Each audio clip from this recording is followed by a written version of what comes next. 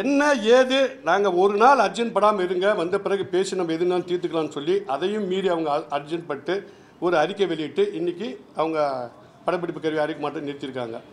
இப்போ இதையும் மீறி இவ்வளோ ஷூட்டிங் நடக்குது. இன்றைக்கி நிலைமை இதுதான் சார். இது எதுக்காக நடந்ததுன்று விரிவாக நாங்கள் சொல்லிட்டோம். ஏன்னா இப்போ இந்த மாதம் பாருங்கள், நம்ம இந்த 2 மாதமாக நம்ம நிறைய சந்திப்பு நடத்திட்டு இருக்கோம். இண்டஸ்ட்ரியில் என்ன நடந்துட்டுருக்குன்ற ஃபுல் டீட் உங்களுக்கு தெரியும். தயாரிப்பாளர் சங்கம், நடப்பு தயாரிப்பாளர் சங்கம், பெப்சி, இதில் இடையில இவங்களை தூண்டி விட்டு ஏதோ ஒரு சக்தி பின்னாடி இருந்து ஆட்டு படைக்கிற மாதிரி தான் எங்களுக்கு தோணுது. அனைத்து ஊடக பத்திரிகை நண்பர்களுக்கும் முதலில் சம்மேளனத்தின் சார்பாக வணக்கங்களை தெரிவித்துக் கொள்கிறோம். இப்போ நடந்துட்டு இருக்கிற பிரச்சனை உங்களுக்கு எல்லாருக்கும் நல்லா தெரியும்.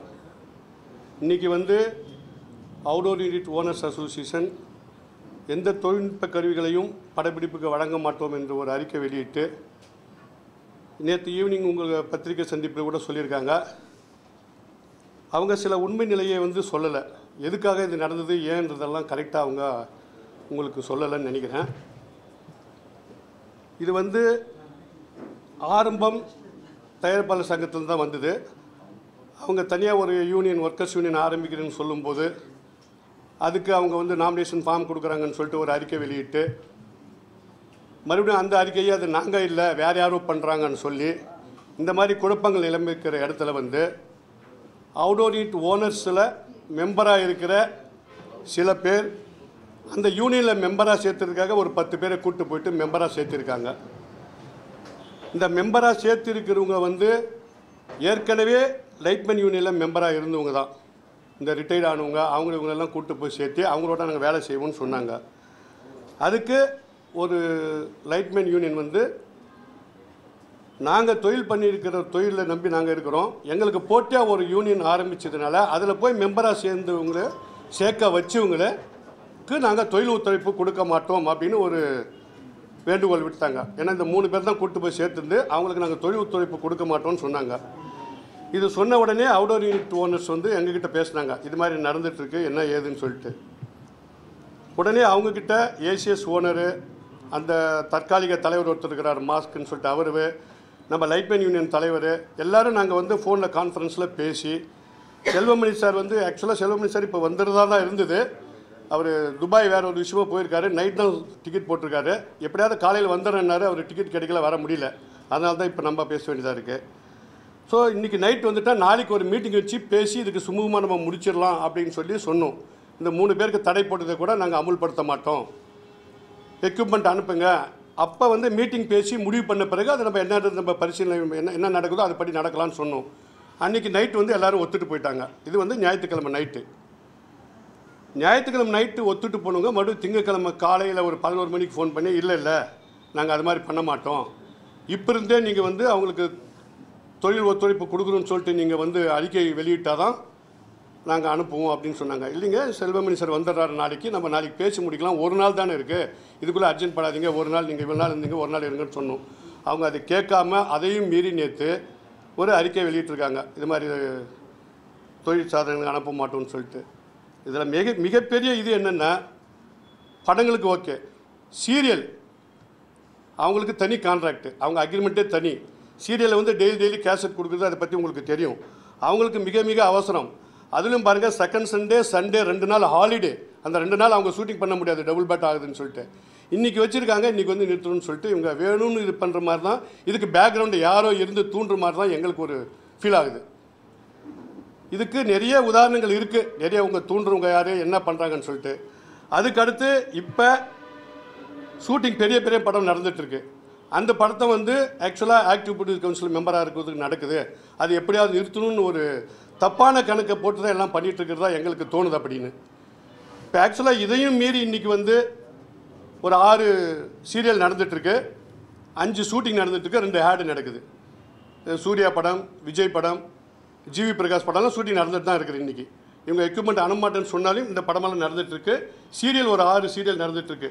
கார்த்திகை தீபம், புது வசந்தம், பவித்ரா, சக்திவேல், கண்மணி, அன்புடன், அன்னம், இதயம், இந்த சீரியல்லாம் நடந்துகிட்ருக்கு ரெகுலராக.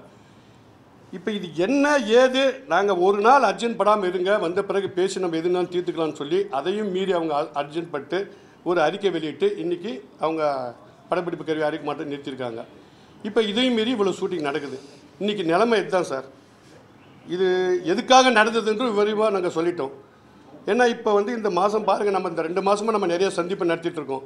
இண்டஸ்ட்ரியில் வந்து என்ன நடந்துட்டு இருக்குன்ற ஃபுல் டீட் உங்களுக்கு தெரியும். தயாரிப்பாளர் சங்கம், நடப்பு தயாரிப்பாளர் சங்கம், பெப்சி, இதெல்லாம் இடையில இவங்களை தூண்டி விட்டு ஏதோ ஒரு சக்தி பின்னாடி இருந்து ஆட்டு படைக்கிற மாதிரி தான் எங்களுக்கு தோணுது.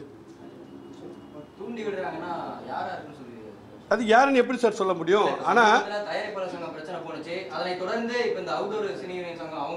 அதுதான் இப்போ நம்ம யூகத்தின் அடிப்படையில் சொல்ல முடியல. ஆனால் ஒரு சக்தி இருக்கு, அது உண்மை. அதுதான் சார். இல்லை சார், ஆதாரத்தோட சார்ஜ் பண்ண முடியலன்றதாக தான் சொல்கிறோம். பட் இது நடக்குது, அவங்களும் சொல்ல மாட்டேன்றாங்க.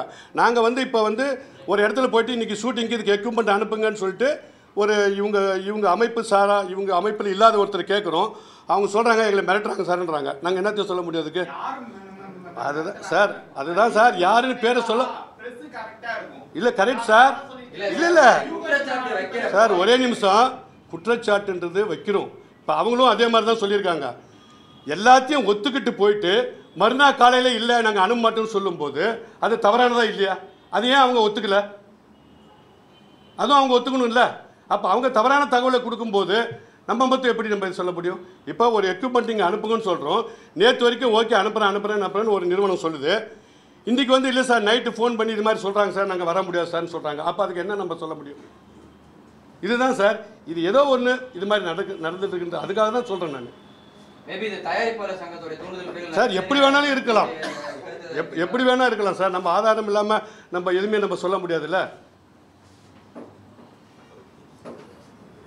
வேறு ஏதாவது இருந்தால் கேளுங்க சார் ப்ளீஸ். ஏன்னா இப்போ மெயின் இந்த ரீசன் உங்களுக்கு எதுக்காக நடக்குதுன்றது தெரிவிக்கணும் அப்படின்றது எக்ஸ்பிளைன் பண்ணுறதுக்காக தான் நாங்கள் பண்ணோம். பாருங்கள், லைட்மேன் யூனியன் தலைவர் செயலாளர்லாம் கூட வந்திருக்காங்க. ஏன்னா அவங்களும் வரவழைச்சோம். ஏன்னா உங்களுக்கு காரணம் வந்து அது இது இல்லைன்றது தெரியக்கூடாது. ஆக்சுவலாக இன்னொன்று சொல்கிறேன், லைட் அண்ட் லைட்டு சென்னைக்கு வரக்கூடாதுன்றது அவங்க முக்கிய குறிக்கோள். இது வந்து 1.5 வருஷமாக நடக்குது இந்த மேட்ரு.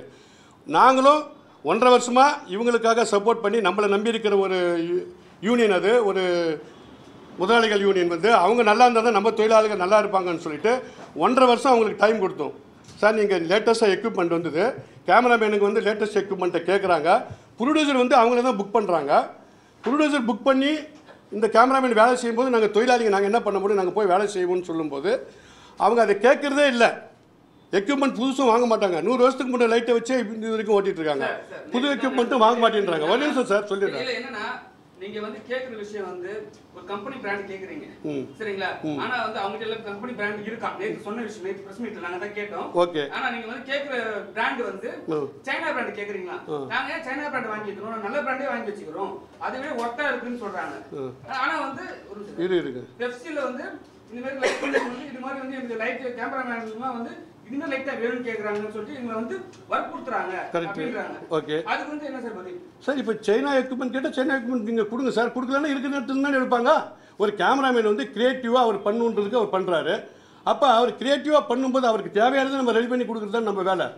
அது முடியாது, என்கிட்ட இருக்கிற லைட்டை வச்சு நீ எப்படி நம்ம சொல்ல முடியுமா? சார் அந்த இல்லைன்னா எதுக்கு சார் கேட்குறாங்க? இல்லை இல்லை சோனி பேனசோனிக், சரிங்களா? 2 கம்பெனி தனித்தனி கம்பெனி சார். ஆனா வந்து கேமராமேன் எழுதும்போது சோனி பேனசோனிக் லைட் வேணும்னு கேக்குறாங்க சார். அது ரெண்டுமே கம்பெனி எப்படி சார் ஒரே இதுல வரும்? சார் இல்லாத பிராண்ட் வராது எப்படி சார் கேட்பாங்க? நீங்க வந்து அப்படி சொன்னீங்கன்னாக்கா அது உண்மை நான் எப்படி நம்புறது? அவங்க தான் சார். நாங்கள் பெப்சிக்கு கேமராமேன் லெட்டர் கொடுக்க சொன்னோம். லெட்டர் கொடுத்து ஒரு லிஸ்ட்டே கொடுத்தாங்க. இந்த லிஸ்ட்டெல்லாம் நீங்கள் அரேஞ்ச் பண்ணி கொடுங்கன்னு நாங்கள் ரவி பிரசாத் யூனிட்டுக்கு கொடுத்தோம். ஆனால் அவங்க அதில் பாதி கூட அரேஞ்ச் பண்ண முடியலன்னே சொல்லிட்டாங்க. இதெல்லாம் நம்ம சொல்லாமல் இருக்கிறதுனால தான் இந்த பிரச்சனை வளர்ந்துட்டே போகுது. நாங்கள் சொல்லியிருக்கணும் எல்லாத்துமே அப்பப்போ. நமக்குள்ளே வேணாம், நம்ம கருத்து வேறுபாடு வேணாம்னு சொல்லிட்டு நம்ம சொல்லாமல் இருந்தோம். அவங்க கையில் கொடுக்க முடியல சார்.